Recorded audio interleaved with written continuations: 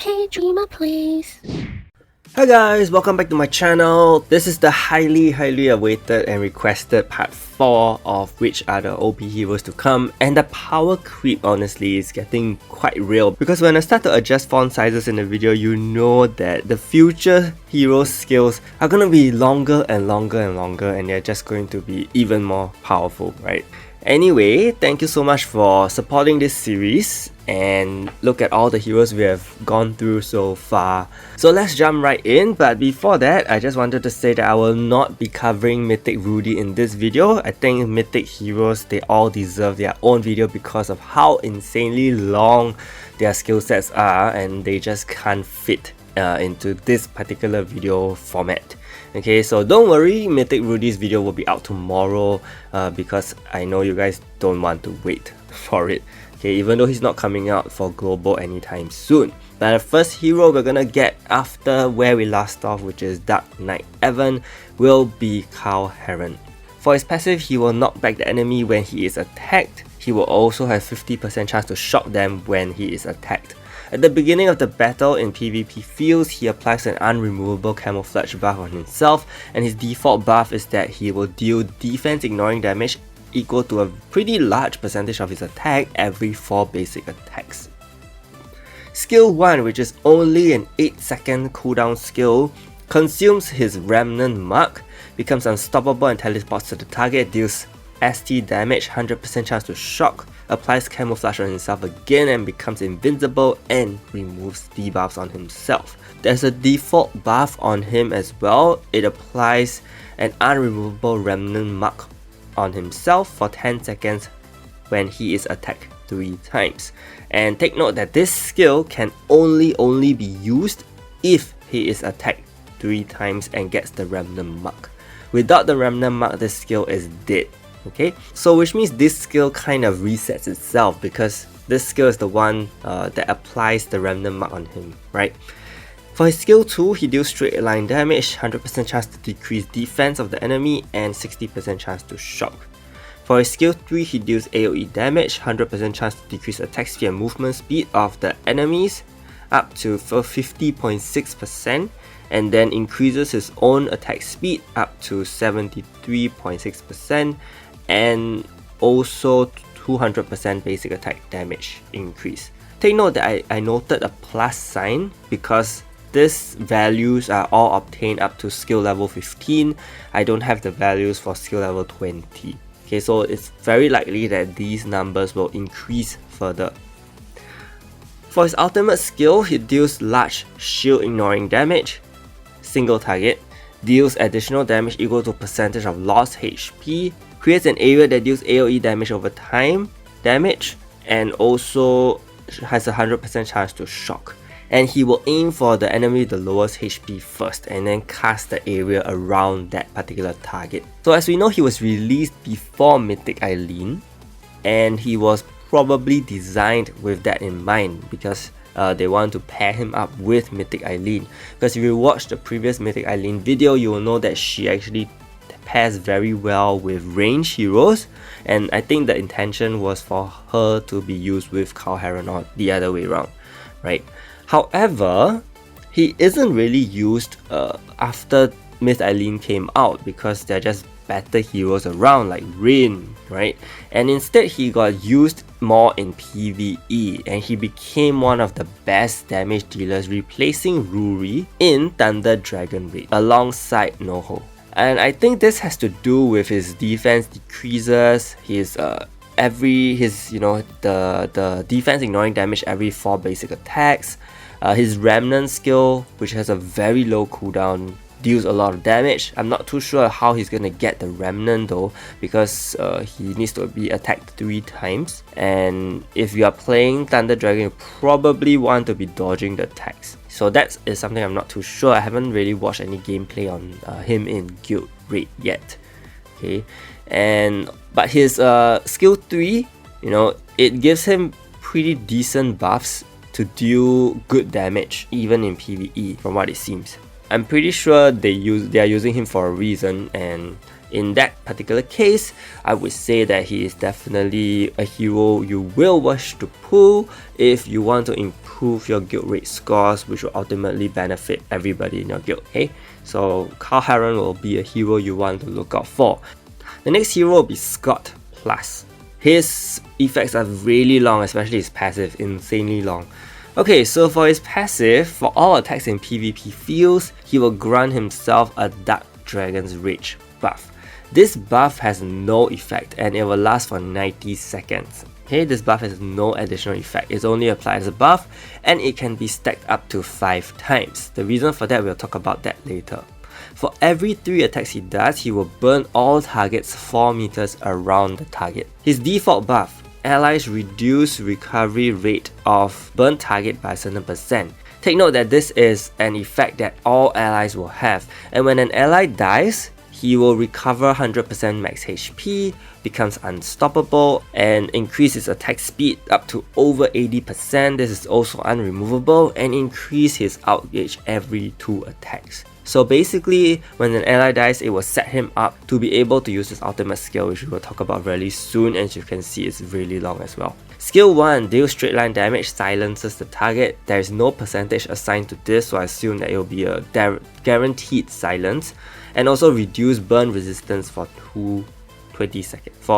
And also reduce burn resistance for 20 seconds, and he prioritizes DPS enemies. Skill 2 deals AoE damage, 100% chance to pull, also grants himself a shield equal to a large percentage of his defense. Skill 3 becomes unstoppable and grants tank and support allies unremovable outgauge decreased immunity, removes debuffs on himself, and applies unremovable predation effect. So this is where his passive kicks in. As you remember, he will stack the Dark Dragon's Rage on himself. So this particular predation effect will remove all the buffs on himself, including whatever other buffs that your allies have applied on him. He will increase his burn damage by 60% up to 5 times for 20 seconds. So in that case, because he is already burning enemies every 3 attacks, this particular burn is gonna hurt even more after his skill 3 is procced. His ultimate skill deals large AoE damage equal to a large percentage of his defense. It has a very big range, 10 meters. He also has a 100% chance to burn and deals additional damage to burn targets. He has 50% chance to apply unremovable extinction effect, similar to what Spike has. In PvP fields, when a target is killed with this skill, he will recover HP by 50% of his max HP, he will increase his ultimate gauge by 100%, and his accuracy by 50%. Status effect accuracy.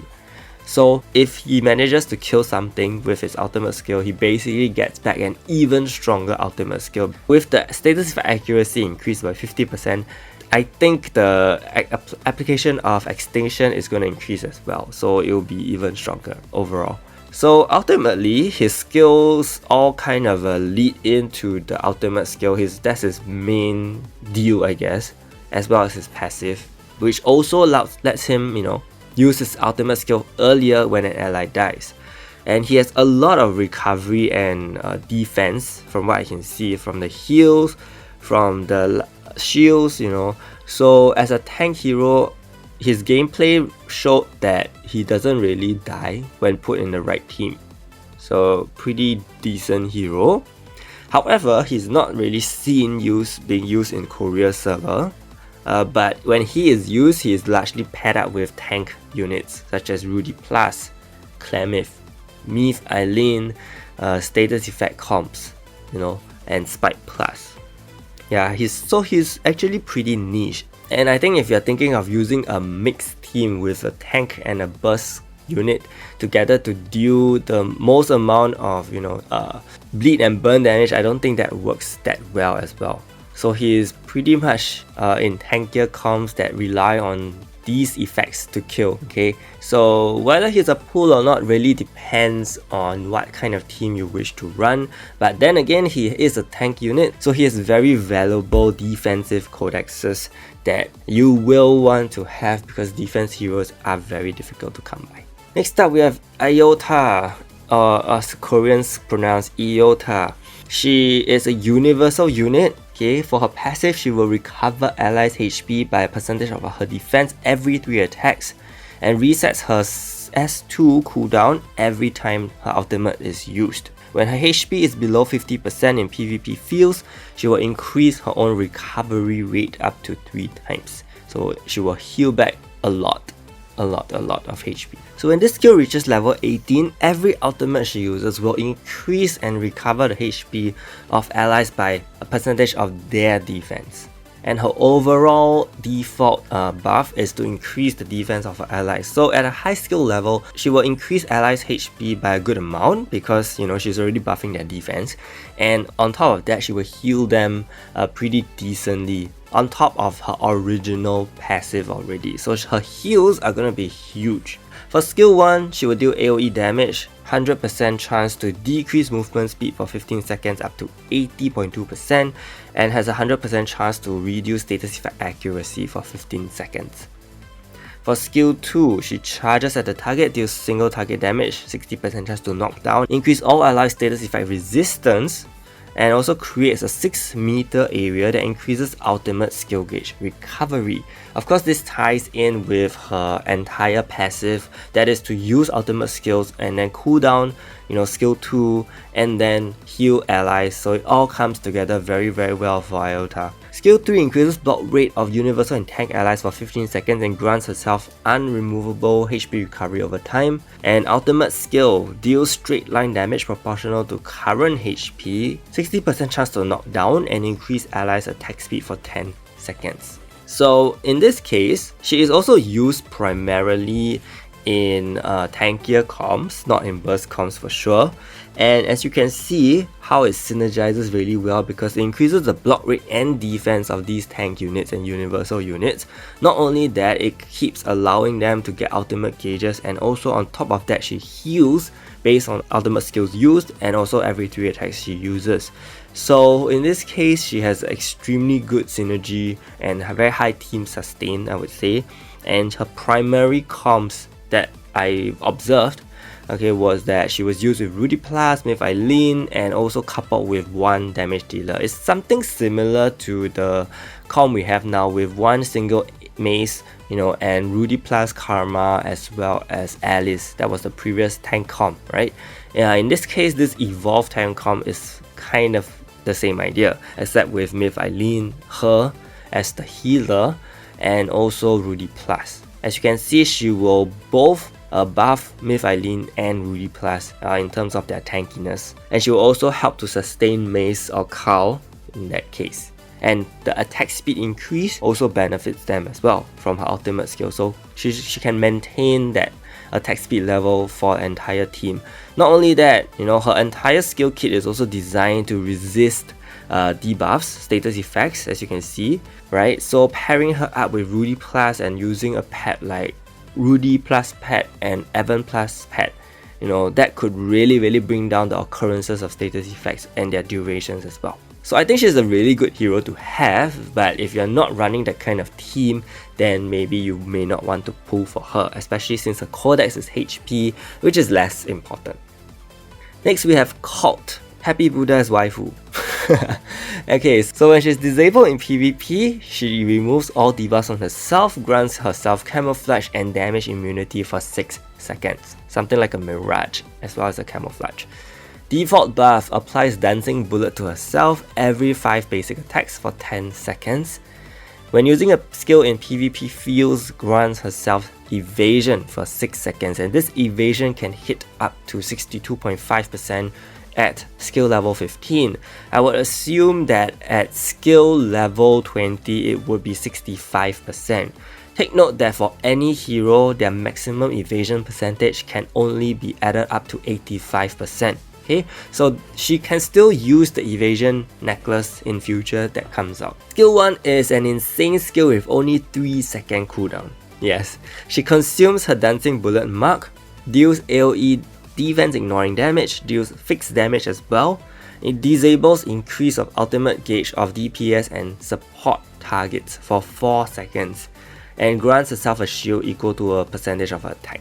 So she can actually use this skill continuously and deal huge amounts of damage in PvP, and also at the same time disable ultimate gauge, of the enemies, of DPS and support enemies for 4 seconds, and by the time that runs out, she's able to use the skill again. But this is provided she does have the dancing bullet mark on her. Okay, same thing like Karl Heron, you need to remove the mark in order for her to use this skill.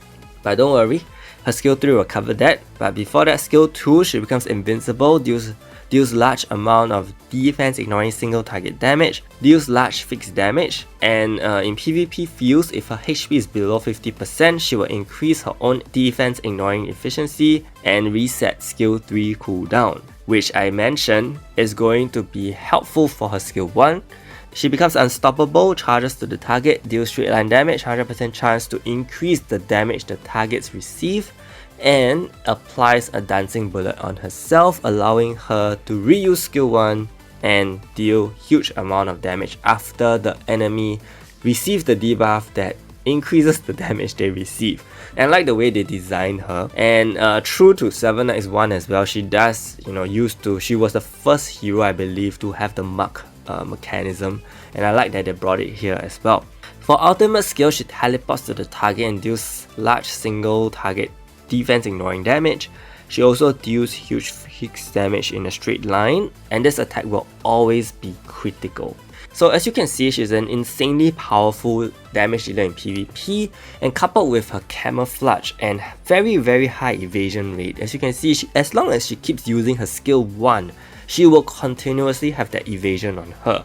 Of course, evasion is not completely foolproof, right? You can also use other pets to counter evasion basically. If your enemy doesn't have an ace pet, she is going to have that very high evasion, and from those gameplays that I watched, she really doesn't take any damage at all.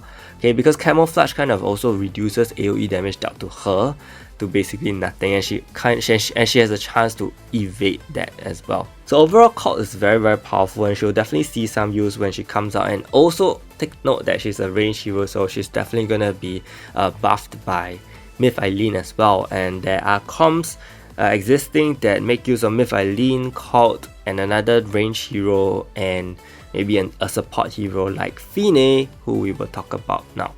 So for Phine A, she applies an unremovable outgauge recovery reduction debuff on targets in the same row in PvP fields, on the enemy of course. Okay, so the enemies, they cannot recover their ultimate gauge fast enough when this debuff is applied on them, and this can go up to 50.6% for 3 seconds. Her passive renews every 5 seconds. Okay, so she will continuously be applying this slowdown in outgauge recovery.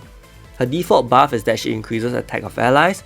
In PvP fields, she increases crit damage proportional to lost HP of herself. For skill 1, 21 second cooldown, she deals AoE damage, deals additional damage proportional to current HP, and 60% chance to silence. Skill 2, she teleports to the target and deals single target damage, converts their HP to 55% plus. Okay, if it's a monster, of course she will deal damage. She also increases the crit rate of allies for 15 seconds, and also her own attack speed and movement speed for 15 seconds, if I'm not wrong. Because there are some times when I try to translate the Korean skill sets, and I'm not sure if they are referring to the allies in that same line, or they are not referring to the allies in the same line. So this is a gray area. So if anyone knows if she actually increases attack speed and movement speed of allies, please let me know, or please let everyone know, okay? This skill will prioritize the enemy furthest away from her.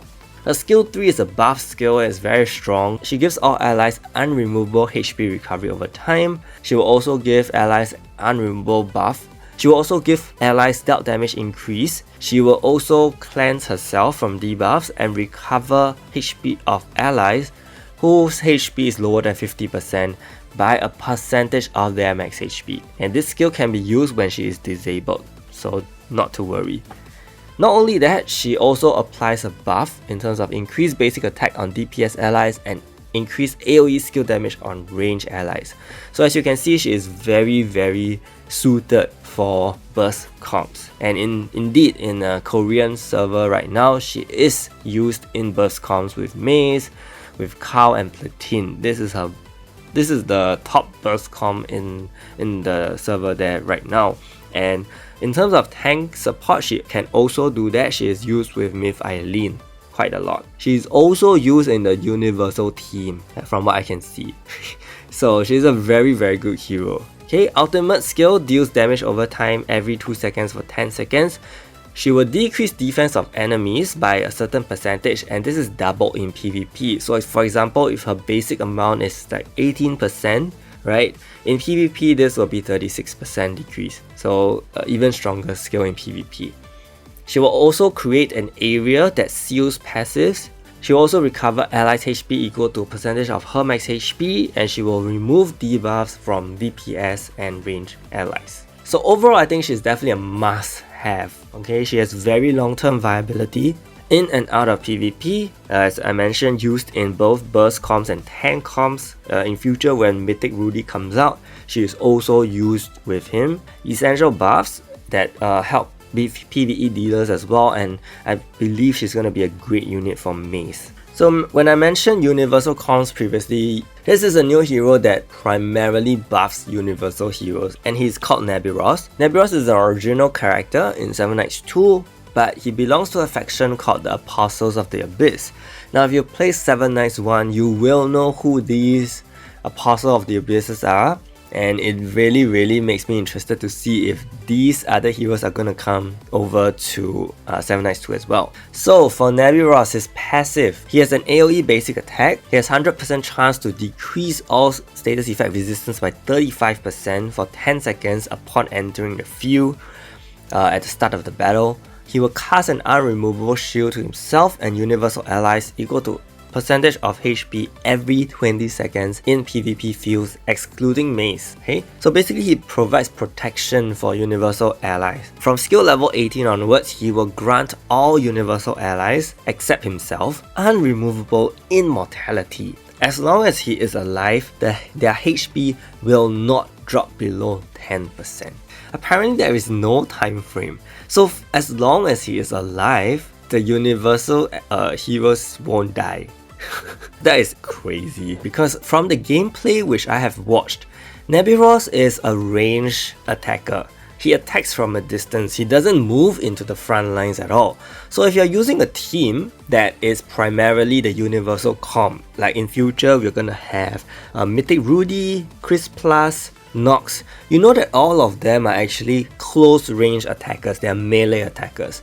This leaves Nebiros at the back of the battlefield, and from some of the gameplay I've watched, Nebiros is not touched at all. Like, he is so far away from the actual damage area that he does not get touched. And if paired up with this particular passive, that just means that your death team is not gonna die. You know? And that's how OP it could be. Skill 1, he deals straight line damage, and he deals additional damage proportional to his max HP. He'll have 100% chance to pull, 60% chance to decrease attack speed, and he becomes untargetable for 2 seconds. Skill 2 deals AoE damage, 60% chance to paralyze, 100% chance to decrease ultimate skill gauge of the targets. Skill 3 applies unstoppable on himself and universal allies for 10 seconds, this cannot be removed, and increase status effect accuracy for 10 seconds. 35% increase plus, unremovable, and he will cleanse himself as well. This skill can be used when he's disabled. So if he uses this skill first, you know, when he enters the field, I think you're very likely gonna be able to apply some debuffs, because if he buffs status effect accuracy and also lowers status effect resistance from his passive, something is gonna happen, right? But the moment you hit the field. For his ultimate skill, he will deal large AoE damage, deals additional damage proportional to his HP, 100% chance to knock down, 100% chance to increase cooldown of the targets, and this attack will always hit. So as you can see, Nebiros is actually a very support oriented character. He's not a damage dealer. But the thing is, he was released prior to Mythic Rudy, and definitely it wasn't amazing, okay, when he came out. But you know, over time, now that Korea server has revamped Chris Plus and also released Knox, and people have started to build up their Nebiros. More team comps have started to appear, such as the dev teams for sure. Nebiros is used there and is definitely one of the top teams in Korean meta right now. He is also used in Myth Rudy, Myth Eileen, and Phine comps, which we will talk about tomorrow as well. And prior to Mythic Rudy, he was used with Myth Eileen, Iota, and Phine. I'm sure you can see the synergy there. Even though he's going to help out Iota in terms of survivability, right?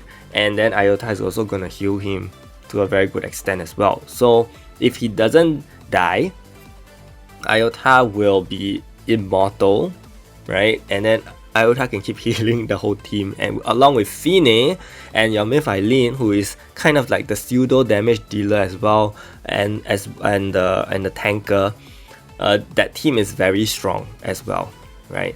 Yeah, so I think he is definitely worth a pull because I see a lot of synergy for him with other heroes as well. So I think moving forward in terms of universal comps, he is someone that you will want to keep on a universal team if the meta does go there.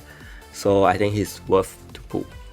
Lastly, we have Knox, who is the most recently released character in Korea. For his passive, he removes stat reduction debuffs on allies. In PvP fields, he grants himself and universal allies an unremovable immunity to stat reduction debuffs for 5 seconds. And this passive is renewed every 21 seconds, so he'll keep cleansing off stat reductions on allies. His default buff is that he'll have guaranteed block like Karma, and then when an enemy is afflicted with fear, he will be able to have a 48+% chance to enhance the debuffs on that particular target.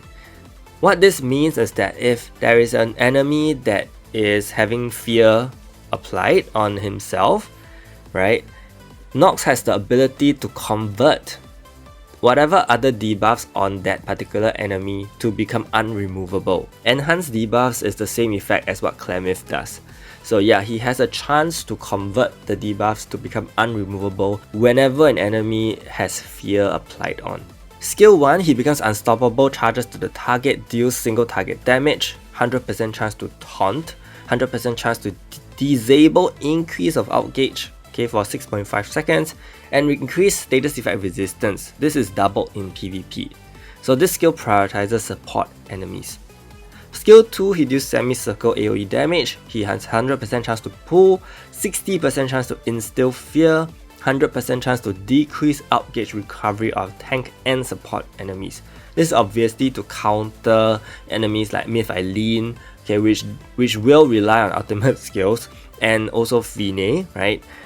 So this is a good check against those very common heroes. For his skill 3, he increases attack speed of allies, he increases crowd control debuff duration for himself and universal allies, and he also reduces skill cooldown of universal allies except for himself. Crowd control duration refers to all the effects such as stun, taunt, shock, pull, knockdown, paralysis, silence, freeze, charm, mutation, fear, petrification, shackle, and knockback. Okay, these are all considered crowd control. So he will extend the duration of all these effects for universal allies. And as we know, fear is something that Knox is specializing in, so it will definitely be really good. And paralysis is something that Nebiros does, and Nebiros also does quite a number of pulls and knockdowns as well. So all these will be extended with Knox around. Ultimate skill, he becomes unstoppable and he will deal AoE damage, 100% chance to pull, okay, again another crowd control effect, 60% chance of instilling fear, 25% chance of applying extinction to targets in fear, and 55% chance to apply instant death to targets with the instant death. So these are additional effects applied on enemies that have a pre-existing condition, and basically, you know, with Nebiros supporting him, increasing his status effect accuracy, I think Knox is definitely going to be able to apply one of these effects, okay, depending on who he targets. And if Chris already applies to death, then Knox will support for that. Yeah. So to be honest, I think he has a very niche usage. He's extremely good in the comp that was designed for him. But right now it is still very early to see if he's actually a long-lasting unit, because if they come up with heroes that counter against status effects or death or crowd control, whatever, then I think his usage is gonna drop. So yeah, we have to really observe. I think it's too early to give a decision on whether to pull for him or not. But you know, he will be used in a very fun comp with Chris Plus, Mythic, Rudy, and Nebiros. So these are all the existing heroes that we have so far, and I'm gonna leave you with this particular image of a potential new hero, original character, not sure who he is. Who do you think he is? Leave in the comments with your thoughts. And of course, be sure to catch the Mythic Rudy video tomorrow, because it will really sum up and make everything come full circle based on whatever we have talked about today. Okay? Make sure to my channel members, Chilling, Gonzalo, Jude, McGee, Yamaki, Kevin, Harlan, Kors, and JDM for the support. Stay tuned for more videos. Thank you so much, and see you!